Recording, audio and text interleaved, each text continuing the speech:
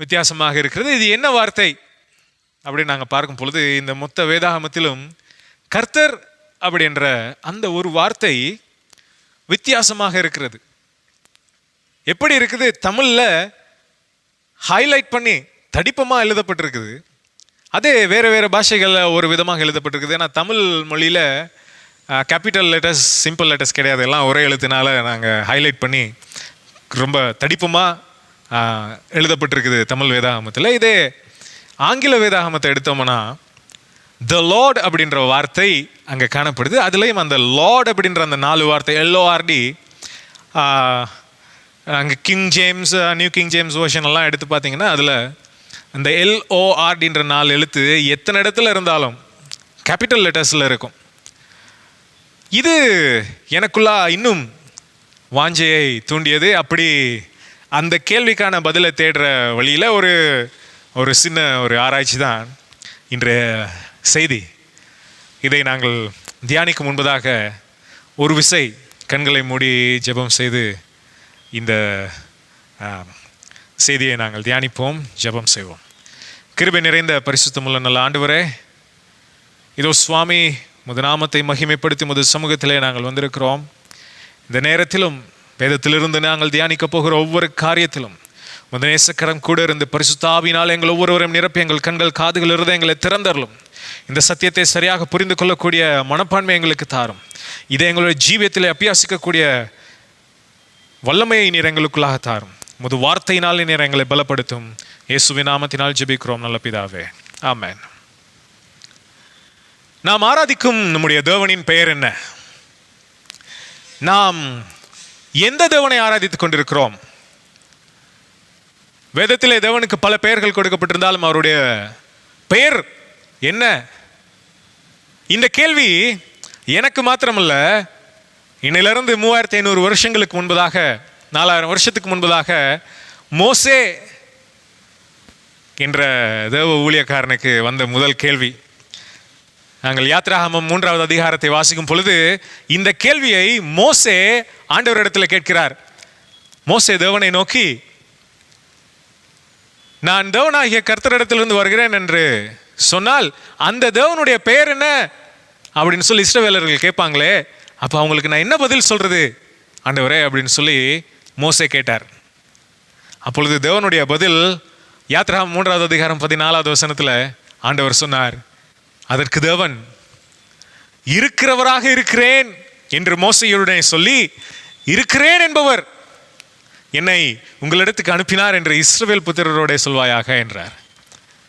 தேவனுடைய பெயர் இருக்கிறேன் அப்படின்றதா நாங்கள் தமிழ் வேதாகமத்தில் வாசிக்கிறோம். ஆனால் இதே வசனத்தை ஆங்கில வேதாகமத்தில் வாசிக்கும் பொழுது அந்த இடத்துல ஐ ஆம் தட் ஐ ஆம் அப்படின்னு இருக்குது.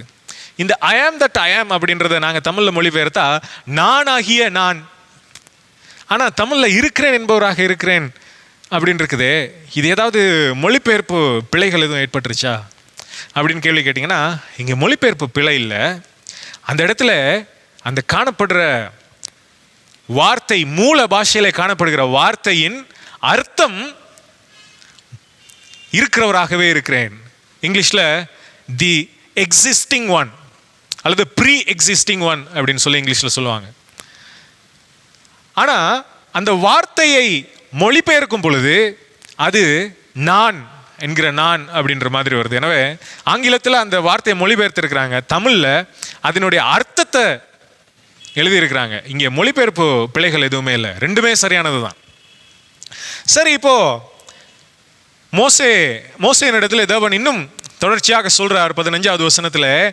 மேலும் தேவன் மோசேயை நோக்கி, ஆபிரகாமின் தேவனும் ஈசாக்கின் தேவனும் யாக்கோபின் தேவனுமாயிருக்கிற உங்கள் பிதாக்களுடைய தேவனாகிய கர்த்தர் என்னை உங்கள் இடத்துக்கு அனுப்பினார் என்று நீ இஸ்ரவேல் புத்திரரோட சொல்லு அப்படின்னு சொல்லி தேவன் சொன்னார்.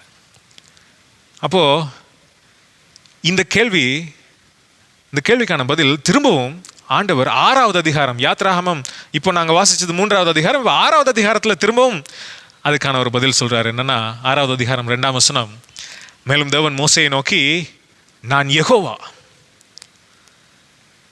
அது தொடர்ந்து சொல்றாரு பாருங்க, சர்வ வல்லமையுள்ள தேவன் என்னும் நாமத்தினாலே நான் யாருக்கு? ஆபிரகாம், ஈசாக்கு, யாக்கோபு என்பவர்களுக்கு தரிசனமானேன். ஆனாலும் யெகோவா என்னும் என் நாமத்தினால் நான் அவர்களுக்கு அறியப்படவில்லை. அப்படின்னா ஆபிரகாம், ஈசாக்கு, யாக்கோபும் இவங்க யாருமே ஆண்டவர்கிட்ட ஆண்டவரே உங்கள் பேர் என்னன்னு சொல்லி கேட்கல. அவங்களுக்கு யெகோவா என்ற பெயர் தெரியாது அப்படின்னு சொல்லி இங்கே வேதம் சொல்லுது. அப்போ அந்த கேள்வியை கேட்டது முதல்ல யார்? மோசே. மோசேன் இடத்துல நான் என்கிற நான் என்ற அந்த பெயரை தேவன் வெளிப்படுத்தியது மாத்திரமில்லாமல் இந்த இடத்துல யெகோவா என்ற அந்த பெயரை தேவன் மோசேக்கு வெளிப்படுத்துகிறார்.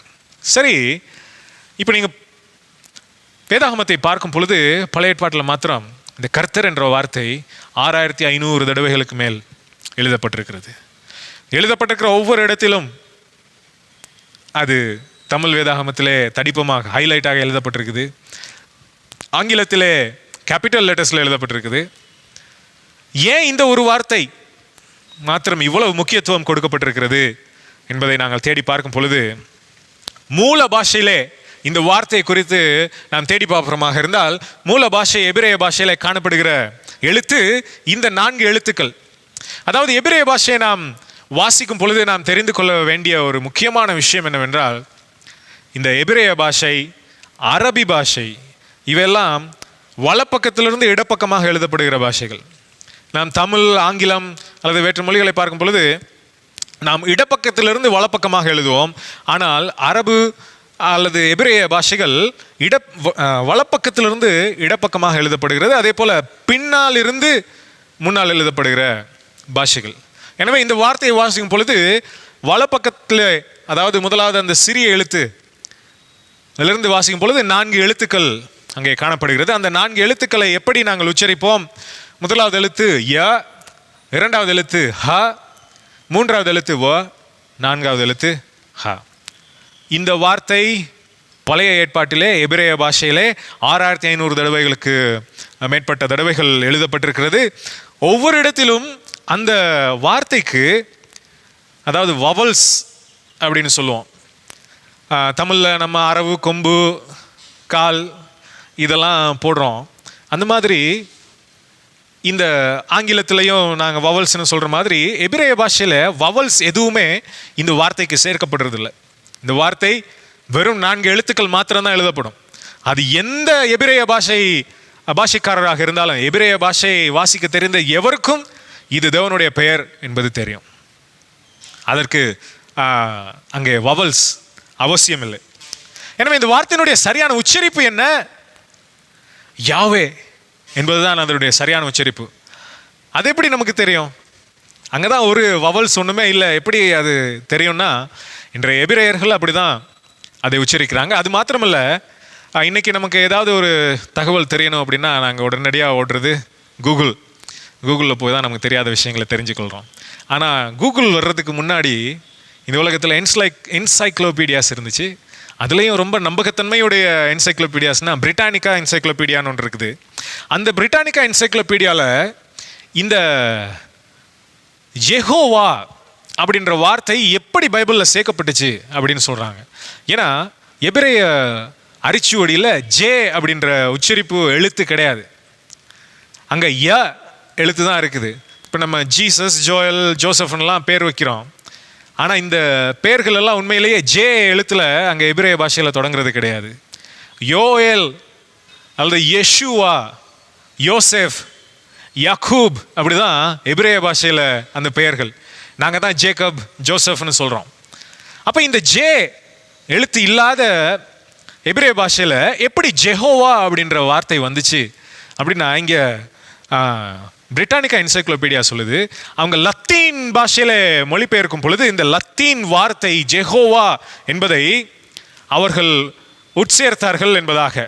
அதே போல் இந்த எபிரேய பாஷை, அந்த 4 எழுத்துக்கள் உள்ள அந்த எபிரேய வார்த்தை எப்படி உச்சரிக்கப்பட வேண்டும்? இங்கே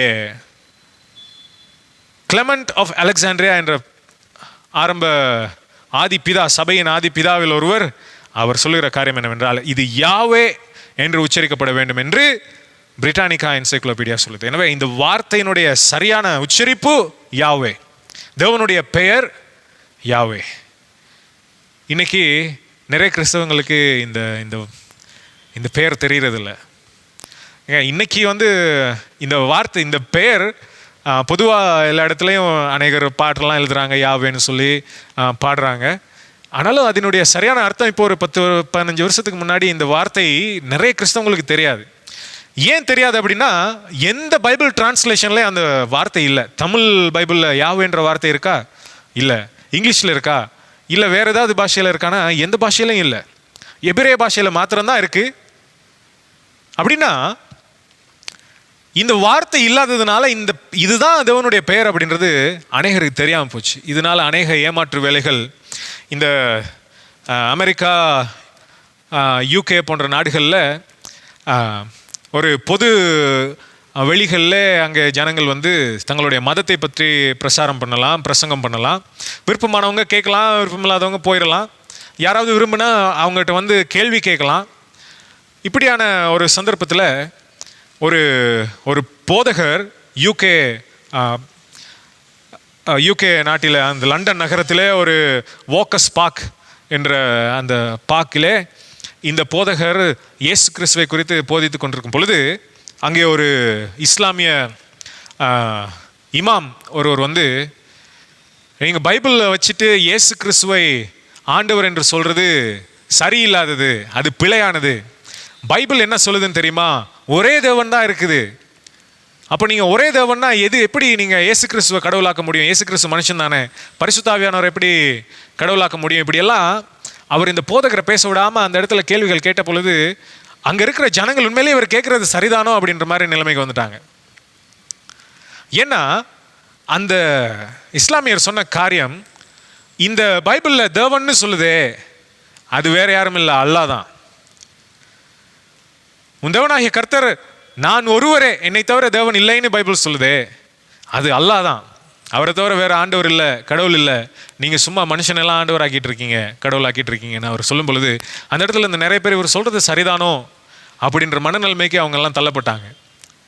அப்போ நாங்கள் இதை தேவனுடைய பெயரை தெரிஞ்சு கொள்வது எவ்வளவு முக்கியமானது. இது வேதத்தில் சொல்லப்படுகிற தேவன் அது நீங்கள் சொல்கிற தேவன் இல்லை, அவருக்கு இன்னொரு பெயர் இருக்குது, அதை நாங்கள் தெரிஞ்சு கொள்ளணும் அப்படின்றது ஒவ்வொரு கிறிஸ்தவர்களுக்கும் உள்ள கடமை. இப்போ இந்த பெயர் தெரியாமல் இருக்கிறதுக்கு காரணம், பைபிளில் எந்த ஒரு டிரான்ஸ்லேஷன்லையும் அந்த பெயர் இல்லை. ஏன் அந்த பெயர் இல்லை அப்படின்னா, யூதர்கள் இந்த பெயருக்கு கொடுத்த முக்கியத்துவம் என்ன அப்படின்னு சொல்லி நாங்கள் பார்க்கணும். இந்த யாவே என்ற வார்த்தை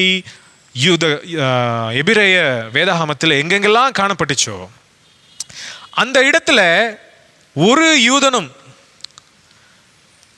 யூத மார்க்கத்தனும் அந்த வார்த்தையை உச்சரிப்பதில்லை. அவர்கள் வேதத்தை வாசிக்கும் பொழுது எந்த இடத்துல எல்லாம் யாவே என்ற வார்த்தை காணப்படுதோ அந்த இடத்துல எல்லாம் அதோனாய் என்று உச்சரித்தார்கள். ஏன் அவங்க அப்படி உச்சரித்தாங்க? ஏன்னா அந்த யூதர்கள் நினைச்சாங்க, தேவனுடைய நாமம் பரிசுத்தமானது, அந்த பெயரை சொல்லி கூப்பிடுவதற்கு நான் தகுதியற்ற பாவி என்று உணர்வு அவர்களுக்குள்ளே இருந்தது நிமித்தமாக அவங்க வந்து தேவனுடைய பெயரை உச்சரிக்கிறது இல்லை. வாசிக்கும் பொழுது, வேதத்தை வாசிக்கும் பொழுது அந்த பெயர் வருகிற ஒவ்வொரு இடத்திலும் அடோனாய் அப்படின்னு சொல்லி வாசித்தாங்க.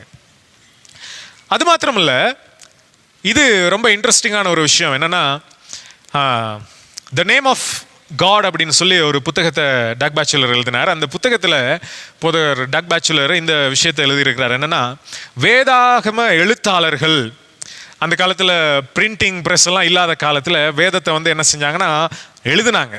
அப்படி எழுதும் பொழுது 2 பேனா வச்சுருந்தாங்க. ஒரு பேனா வேதாகமத்தில் இருக்கிற எல்லா வார்த்தைகளையும் எழுதுறதுக்கு, இன்னொரு பேனா இந்த தேவனுடைய பெயரை எழுதுறதுக்கு. அந்த தேவனுடைய பெயரை எழுதுகிற அந்த பேனாவில் வேற எந்த வார்த்தையும் எழுதப்படுறது இல்லை. அதே மாதிரி அந்த மற்ற வார்த்தைகள் எழுதப்படுற பேனாவில் தேவனுடைய பெயர் எழுதப்படுறது இல்லை. அவ்வளவு முக்கியத்துவம் தேவனுடைய நாமத்துக்கு. அது மாத்திரமில்ல, தேவனுடைய பெயர் அவங்க 6500 தடவை எழுதும் பொழுதும் ஒவ்வொரு தடவையும் முழங்கால் படிட்டு ஜெபம் பண்ணி அந்த ஸ்பெஷல் பேனாவை எடுத்து தேவனுடைய பெயரை எழுதி திரும்ப ஜெபம் பண்ணி அந்த பேனாவை கீழே வச்சுட்டு மற்ற பேனாவை எடுத்து அவங்க எழுதுவாங்களாம். இது போதகர் டக் பேச்சுலர் அவருடைய புத்தகத்தில் எழுதியிருக்கிறார். தேவனுடைய பெயருக்கு அவ்வளவு முக்கியத்துவம் அந்த யூதர்கள் கொடுத்திருந்தார்கள். இப்போ நீங்கள் பார்த்தீங்கன்னு சொன்னால் இது எபிரேய எழுத்துக்கள். அதே மாதிரி பக்கத்தில் 1, 2, 3 இலக்கங்கள் இருக்குது. இது இந்து அராபிய இலக்கங்கள்னு சொல்லுவோம். ஆனால் எபிரேயர்கள் இந்த இந்து அராபிய இலக்கங்களை பாவிப்பதில்லை. அவங்க அந்த எபிரேய எழுத்துக்களையே தான் இலக்கங்களாக பாவிக்கிறாங்க. ஆலெஃப், பேத், கிம்மெல், தாலேத், ஹே, வாவ்னு சொல்லி அவங்களுடைய அரிச்சுவடி அந்த இலக்கங்கள். அப்போ அவங்களுக்கு ஒன்று எழுதணுமா இருந்தால் அந்த முதலாவது இருக்கிற எழுத்து அவங்க எழுதுனாங்கன்னா அது இலக்கம் 1 அப்படின்றது அவங்களுக்கு தெரியும். அப்போ இப்படி இலக்கங்கள் இருக்கும் பொழுது இது அந்த அரிச்சுவடிகள், அதுக்கான எண்கள். அப்போது இந்த எபிரேய பாஷையில் அல்லது எபிரேய இலக்கங்களில் 15 எழுதனமாக இருந்தால் இந்த 15 10 யோத் எழுத்து எழுதுனா 10 அப்படின்றது அர்த்தம். ஹே எழுத்து எழுதுனா 5ன்றது அர்த்தம். அப்போ 15 எழுதனமாக இருந்தால் யோத் ஹே எழுதுனாங்கன்னா 15. ஆனால் யூதர்கள் அப்படி எழுதுறதில்ல. ஏன்னா அந்த 2 எழுத்து எழுதும் பொழுது தேவனுடைய பெயரில் முதல் 2 எழுத்து, அதனால அவங்க அந்த எழுத்து அந்த 15 நம்பர் எழுதுறதில்ல. சரி, 16 தான் எப்படி அப்படின்னா 16வது இலக்கத்தை எழுதும் பொழுது தேவனுடைய பெயரின் முதலாவது எழுத்து 3வது எழுத்து வருது. அதனால யூதர்கள் 16ஆம் நம்பரும் எழுதுறதில்ல. அவங்க 16 15 இப்படி எழுதுறதுக்கு பதிலாக அவங்க எப்படி எழுதுறாங்கன்னா 9 சக 6 அப்படிதான் எழுதுறாங்க. 16 எழுதுறதுக்கு 9 7 அப்படின்னு எழுதுறாங்க. மற்றதெல்லாம் 11 எழுதுனமா இருந்தால் 10 1, 12 10 2 அப்படின்னு எழுதுறாங்க. ஆனால் 15 16 வரும் பொழுது 9 6 9 7ன்னு எழுதுறாங்க. ஏன்னா தப்பி தவறி கூட தேவனுடைய பெயரையோ தேவனுடைய பெயரில் ஒரு பாகத்தை கூட எழுதிவிடக்கூடாது என்பதில் யூதர்கள் மிக கவனமாக இருந்தார்கள். சரி, இப்போ புதிய ஏற்பாட்டுக்கு வருவோம். இந்த புதிய ஏற்பாட்டில் இயேசு கிறிஸ்துவனுடைய சீஷர்கள் இயேசு கிறிஸ்துவின் இடத்துல ஆண்டவரே எங்களுக்கு ஜெபிக்க கற்றுத்தாரோம் அப்படின்னு சொல்லி கேட்ட பொழுது இயேசு கிறிஸ்து அவங்களுக்கு ஜெபிக்க சொல்லி கொடுத்தார். மத்தேயு 6வது அதிகாரம் 9வது வசனத்திலே இந்த ஜெபத்தை இயேசு கிறிஸ்து சொல்லிக் கொடுக்கிறார். அப்பொழுது இயேசு கிறிஸ்துனார், நீங்கள் ஜெபிக்க வேண்டிய விதமாவது பரமண்டலங்களில் இருக்கிற எங்கள் பிதாவே அப்படின்னு சொல்லி நீங்கள் அவரை கூப்பிட்டு சொல்ல வேண்டிய முதலாவது விஷயம் என்னன்னா, உம்முடைய நாமம் பரிசுத்தப்படுவதாக. என்ன, நாங்கள் யார்கிட்ட ஜெபிக்கிறோம்? பிதாவின் இடத்துல ஜெபிக்கிறோம். அதனால பரமண்டலங்கள் இருக்கிற எங்கள் பிதாவே உம்முடைய நாமம் பரிசுத்தப்படுவதாக அப்படின்ற விஷயத்தை தான் நீங்கள் முதலாவது சொல்லணும். அதை சொல்லிட்டு அதுக்கப்புறமா நீங்கள் என்ன வேணாலும் சொல்லலாம். நன்றி சொல்லணுமா, ஸ்தோத்திரம் பண்ணணுமா, இல்லை ஜெப விண்ணப்பங்கள் கோரிக்கைகள் வைக்கணுமா, எல்லாம் செய்யுங்க. ஆனால் முதலாவது நீங்கள் தேவனிடத்தில் சொல்ல வேண்டியது உம்முடைய நாமம் பரிசுத்தப்படுவதாக. ஏன்னா அவருடைய நாமம் பரிசுத்தமானது. இந்த விஷயம் யூதர்களுக்கு தெரிஞ்சிருந்துச்சு. அதனால தான் அவங்க அந்த பெயரை உச்சரிக்கிறதும் இல்லை, அந்த பெயரை எழுதுறதும் இல்லை. எனவே ஜெபத்தில் முதலாவது சொல்ல வேண்டிய விஷயம் உம்முடைய நாமம் பரிசுத்தப்படுவதாக. அதுதான் முக்கியம். நாமத்தை விட தேவனுடைய நாமத்தை பார்க்கலும் பெரியது அப்படின்னா எதுவும் கிடையாது. இப்போ 10 கற்பனைகளில் இந்த நாமத்தை குறித்து என்ன சொல்லப்படுகிறது? தேவனுடைய நாமத்தை 10 கற்பனையில் ஒரு கற்பனை இருக்குது, நாங்கள் அவ்வளவா கவனம் செலுத்துறதில்லை. இந்த 3வது கற்பனை மற்ற கற்பனைகளுக்கு கொடுக்குற அளவு முக்கியத்துவம் இந்த 3வது கற்பனைக்கு பெரிய அளவு நம்ம கொடுக்கறதில்ல. ஆனால் இந்த 3வது கற்பனை ரொம்ப முக்கியமான கற்பனை அப்படின்றது நம்ம ஒருத்தரும் தெரிஞ்சுக்கணும். இந்த 10 கற்பனைகளில் ரொம்ப முக்கியமான கற்பனை என்ன அப்படின்னு நம்ம கேட்டால் நம்ம சபையில் எல்லாருக்கும் தெரியும். 4ஆம் கற்பனை, ஓய்வு நாள் கற்பனை தான் இந்த 10 கற்பனைகளின் crown of 10 commandments அப்படின்னு சொல்லி அலன் வைட் அம்மையார் எழுதுறாங்க. ஏன்னா இந்த 4வது கற்பனையில் தேவனுடைய சீல் இருக்குது, the seal of God அந்த 4வது கற்பனையில் இருக்குது. அதனால இந்த 4வது கற்பனை 10 கற்பனைகளின் crown, கிரீடம் அப்படின்றதாக அம்மையார் எழுதுறாங்க. இப்போ நாங்கள் என்ன செய்வோம்னா, இந்த தேவனுடைய நாமம் அப்படின்ற கண்ணாடியை போட்டு இந்த 10 கற்பனைகளை பார்க்கும் பொழுது 10 கற்பனைகளில் 4வது கற்பனை பார்க்கும் பொழுது 3 தடவைகள் தேவனுடைய பெயர் கர்த்தர் கர்த்தர் கர்த்தர் என்று 3 தடவைகள் இந்த கற்பனையிலே காணப்படுகிறது. அதாவது யாத்ராகமம் 20வது அதிகாரம் 8வது வசனத்திலிருந்து 11வது வசனத்தை வாசிக்கும் பொழுது அந்த கற்பனைகளிலே 3 தடவை கர்த்தருடைய பெயர் இருக்கிறது. அதை தவிர்த்து வேறு ஏதாவது கற்பனைகளிலே தேவனுடைய பெயர் இருக்கிறதா என்று பார்க்கும் பொழுது இந்த 3வது கற்பனையிலே 2 தடவைகள் கர்த்தருடைய பெயர் இருக்குது. யாத்ராகமம் 20வது அதிகாரம் 7வது வசனத்தை வாசிக்கும் பொழுது, உன் தேவனாகிய கர்த்தருடைய நாமத்தை வீணிலே வழங்காதிருப்பாயாக, கர்த்தர் தம்முடைய நாமத்தை வீணிலே வழங்குகிறவனை தண்டியாமல் விடார். அப்போ இந்த கோணத்தில், அதாவது கர்த்தருடைய நாமம் அப்படின்ற கோணத்தில் நாங்கள் பார்க்கும் பொழுது, முக்கியமான பிரதான கற்பனை 4வது கற்பனையாக இருந்தால் அதுக்கு அடுத்த கற்பனை 3வது கற்பனையாக இருக்கணும். அப்படிதான் இருக்கணும்னு நான் சொல்லலை. ஆனால் இந்த கோணத்தில், கர்த்தருடைய நாமம் அப்படின்ற கோணத்தில் நாங்கள் பார்க்கும் பொழுது இந்த கற்பனை ரொம்ப முக்கியமானது. அவருடைய நாமத்தை நாம் ஒருபோதும் வீணிலே வழங்கக்கூடாது. ஆனால் இந்த கற்பனை ரொம்ப முக்கியத்துவம் கொடுக்கப்படாத ஒரு கற்பனை. கொலை செய்யக்கூடாது, களவெடுக்கக்கூடாது, இச்சிக்கக்கூடாது, விபச்சாரம் செய்யக்கூடாது, ரொம்ப கவனமாக இருப்போம்.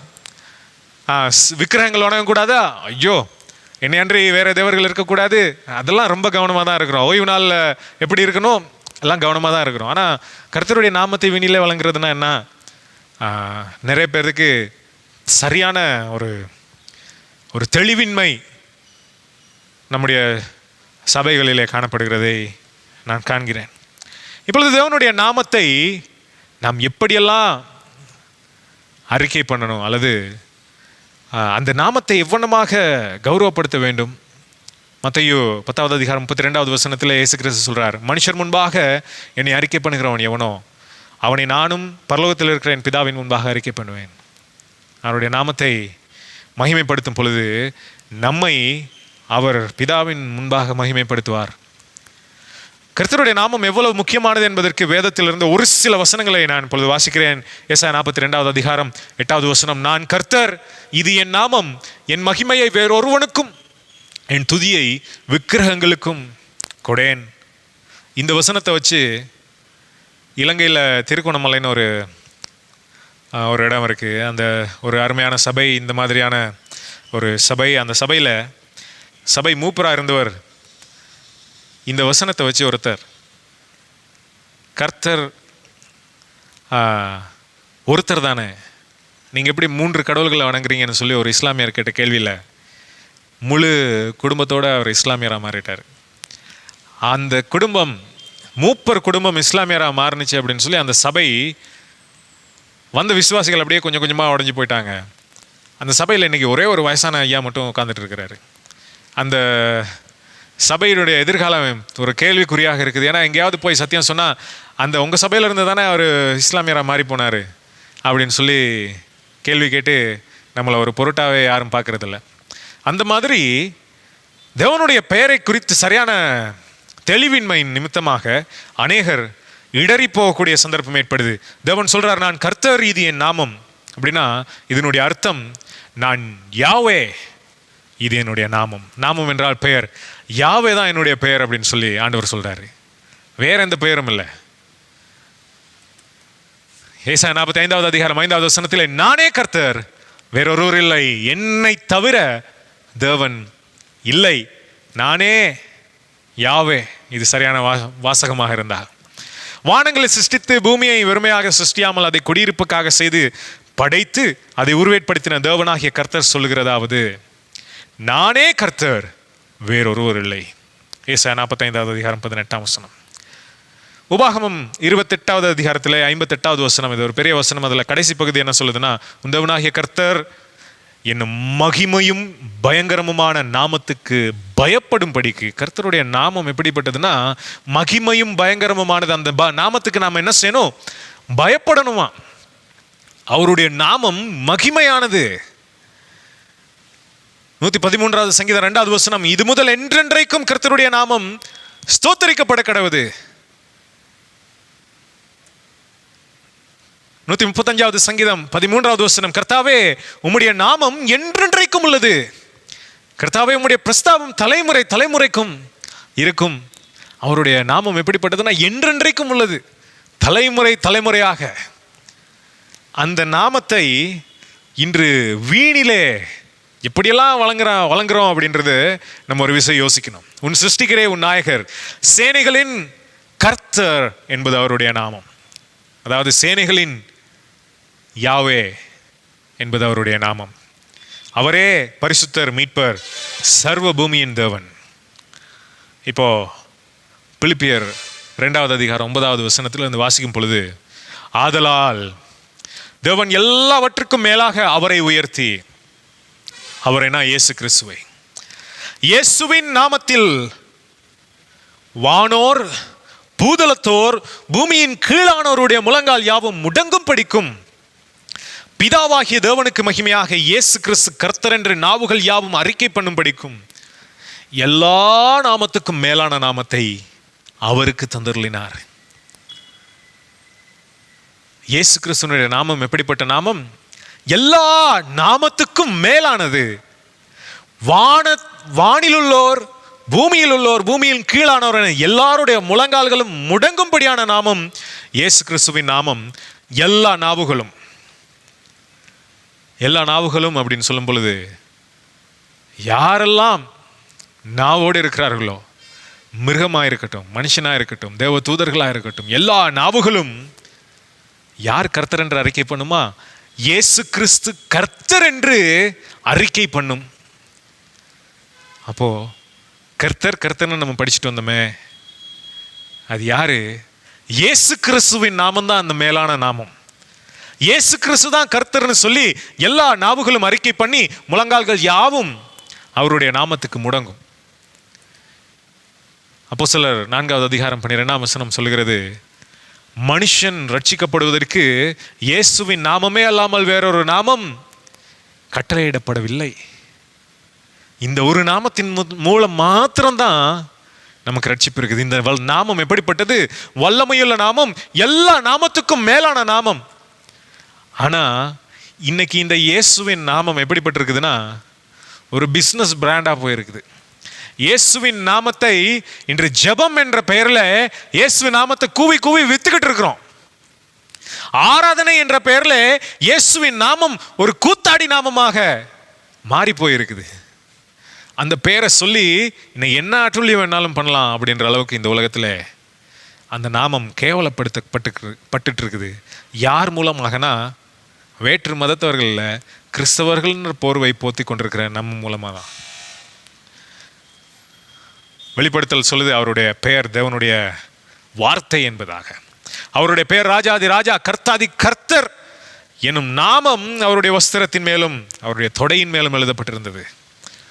எபேசியர் 1வது அதிகாரம் 20வது வசனத்திலிருந்து 23வது வசனம், எல்லா துரைத்தனத்துக்கும் அதிகாரத்துக்கும் வல்லமைக்கும் கர்த்தத்துவத்துக்கும் இம்மையில் மாத்திரமல்ல மறுமையிலும் பெயர் பெற்றிருக்கும் எல்லா நாமத்துக்கும் மேலாய் அவர் உயர்ந்திருக்கத்தக்கதாக. அவருடைய பெயர் எப்படிப்பட்டதுன்னா, எல்லாத்துக்கும், நீங்க என்னென்னத்தெல்லாம் பெருசுன்னு நினைக்கிறீங்களோ அது எல்லாத்தையும் விட அவர் மேலானவர். அவருடைய நாமம் மேலானது. யாருடைய நாமம்? இயேசுவின் நாமம். அந்த நாமம் பரிசுத்தம் உள்ளது. அந்த நாமம் மேலான நாமம். சங்கீதம் 111வது சங்கீதத்தில் 9வது வசனம், அவர் தமது ஜனத்துக்கு மீட்பை அனுப்பி தமது உடன்படிக்கையை நித்திய உடன்படிக்கையாக கட்டளையிட்டார். அவருடைய நாமம் பரிசுத்தமும் பயங்கரமுமானது. இது தமிழ் வேதாகமத்தில் உள்ள வசனம். ஆங்கில வேதாகமத்தை வாசிப்பமாக இருந்தால், ஆங்கில வேதாகமத்திலே கிங் ஜேம்ஸ் வெர்ஷன், இந்த கிங் ஜேம்ஸ் வெர்ஷனில் மட்டும்தான் இந்த வசனத்தை நீங்கள் பார்க்கலாம். அதாவது, holy and reverend is his name. இந்த ரெவரண்ட் அப்படின்ற வார்த்தை பரிசுத்த வேதாகமத்தில் ஒரே ஒரு இடத்துல மட்டும்தான் இருக்குது. அதுவும் கிங் ஜேம்ஸ் வெர்ஷன் 111வது சங்கீதம் 9வது வசனத்தில். வேற எந்த டிரான்ஸ்லேஷன், NIV, NKJV அல்லது ISV, ESV எந்த பைபிள் எடுத்தீங்கனாலும் இந்த ரெவரண்ட்ன்ற வார்த்தை இருக்காது. கிங் ஜேம்ஸ் வெர்ஷன் பைபிளில் மட்டும்தான் இருக்குது.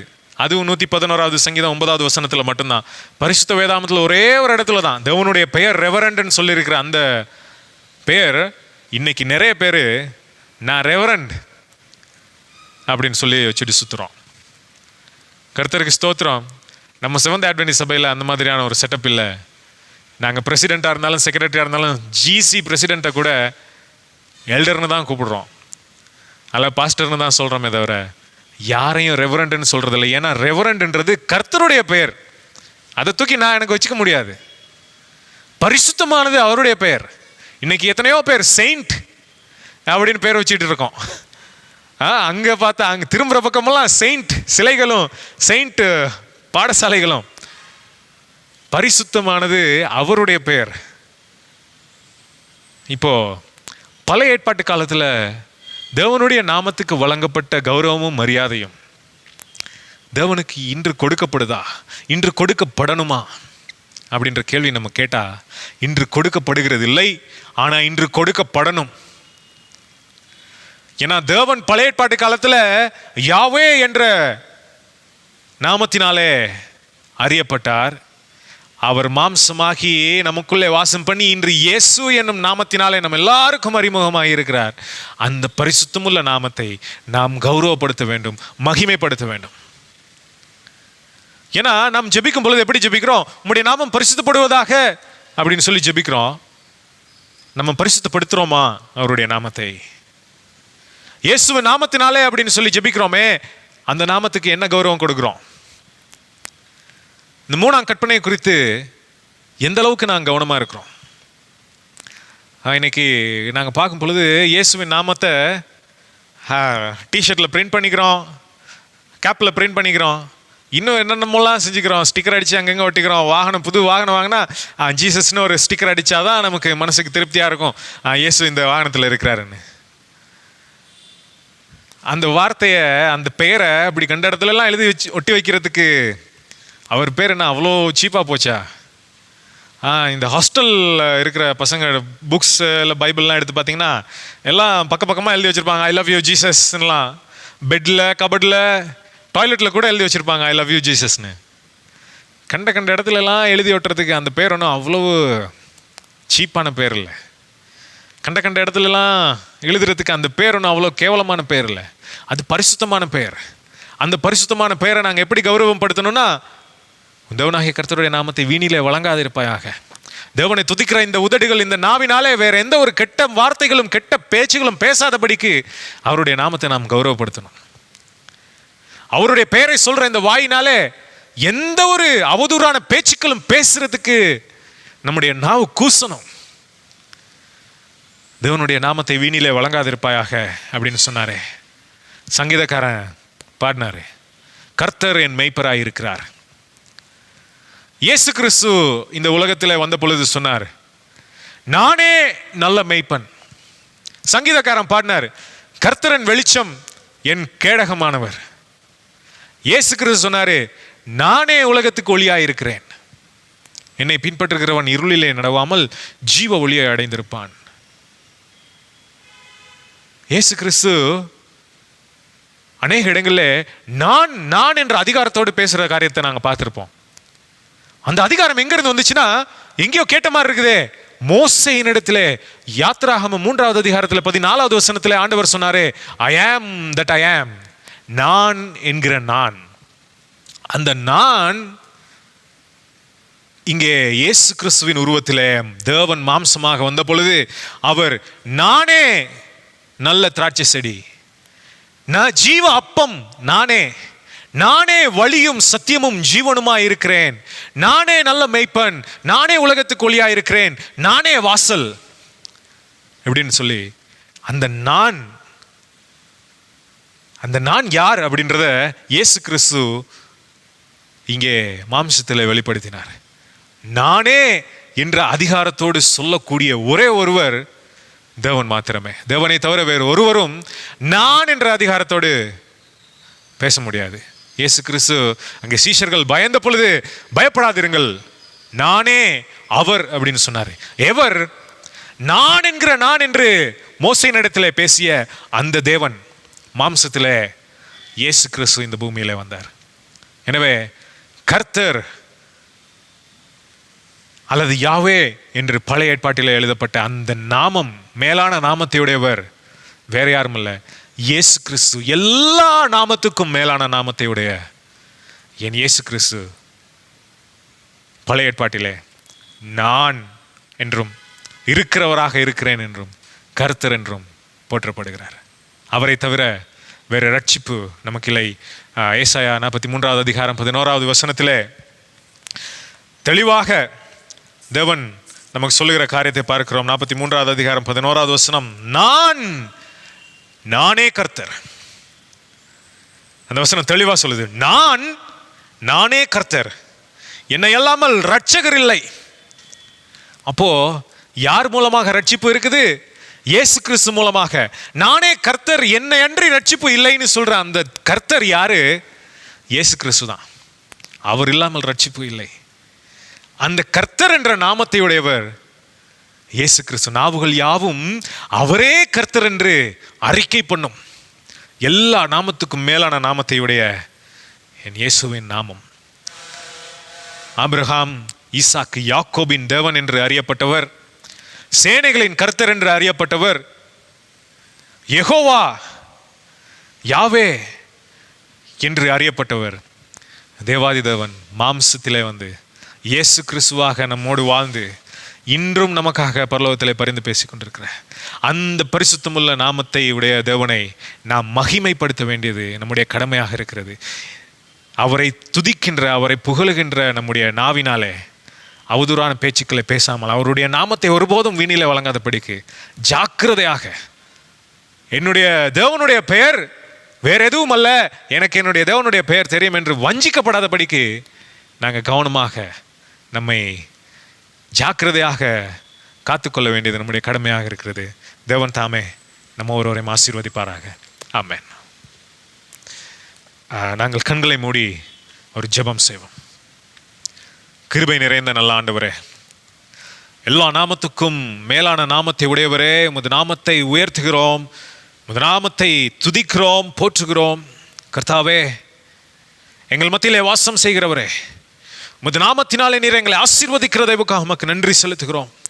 உமது நாமம் அல்லாமல் வேறே நாமத்தினால் எங்களுக்கு ரட்சிப்பு இல்லை என்பதை நாங்கள் உணர்ந்து, ஆண்டவரே, உமது நாமத்தை வீணிலே வழங்காதபடிக்கு உமது நாமத்தை மகிமைப்படுத்தவும் கௌரவப்படுத்தவும் கற்றுக்கொண்டவர்களாக நீர் எங்களை ஆட்கொள்ளும், வழி நடத்தும். ஆண்டவரே, ஞானத்தினாலே, பரத்தின் ஞானத்தினாலே நீர் எங்கள் ஒவ்வொருவரையும் நிரப்பும். கர்த்தாவே, உமது நாமத்தை கூப்பிடுவதற்கும், உமது நாமத்தை சொல்லி ஜெபிப்பதற்கும் நீர் எங்களுக்கு தந்த பாக்கியத்துக்காக உமக்கு நன்றி. அண்ட சராசங்களையும் படைத்து எங்களையும் ஒரு பொருட்டாக எண்ணி எங்களுக்காக மாம்சத்திலே வந்து எங்களுக்காக ஜீவனையும் கொடுத்த நல்ல ஆண்டவரே, உமது நாமத்தினாலே இந்த செய்தியை கேட்கும் ஒவ்வொருவரையும் நிறைவாய் ஆசீர்வதித்தள்ள வேண்டுமாய் வல்லமையுள்ள எல்லா நாமத்துக்கும் மேலான இயேசுவின் நாமத்தினாலே எங்கள் ஒவ்வொருவரையும் தாழ்த்தி ஒப்பு கொடுத்து ஜெபிக்கிறேன் ஜீவனுள்ள நல்ல தகப்பனே. ஆமென்.